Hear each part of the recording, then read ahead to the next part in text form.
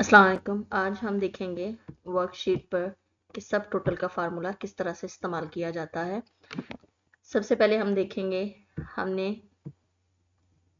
Column A में लिखेंगे कुछ डाटा, नाम, और इस तरह से करेंगे कि कुछ नाम जो वो रिपीट होंगे।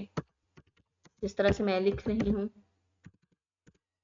इसका एक बेनिफिट ये होगा कि आपको बाद में इनको सिलेक्ट करना और इनमें से सिलेक्टिव डाटा कलेक्ट करना आसान हो जाएगा।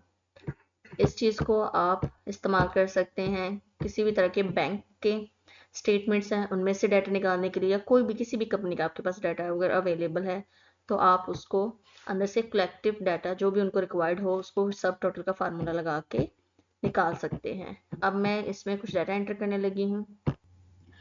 जैसे आप देख सकते हैं ये मैंने कुछ डाटा ऐड किया है, जिसमें कॉलम नंबर ए पर हमने लिखे हैं नाम।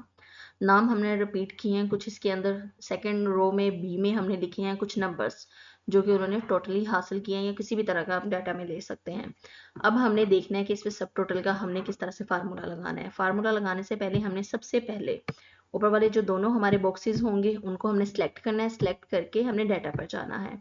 डाटा पर जाकर हमने इसके अंदर सबसे पहले देखना है हमने सबसे पहले लगाना है ऑटो फिल्टर।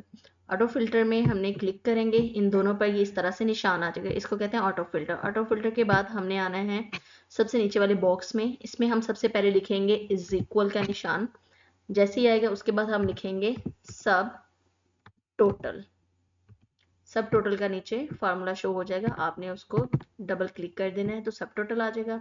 देन उसके बाद हमने इन ब्रैकेट्स के अंदर हमने जिनको टोटल करना है, जिनका हमने सब टोटल निकालना था, उनको हमने सिलेक्ट कर लेना है।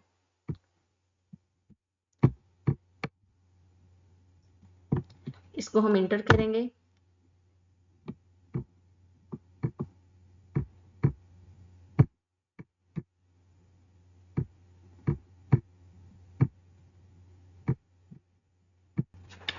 जी, तो यहाँ पर मैं आपको बता रही थी, सॉरी थोड़ी सी गलती हो गई थी।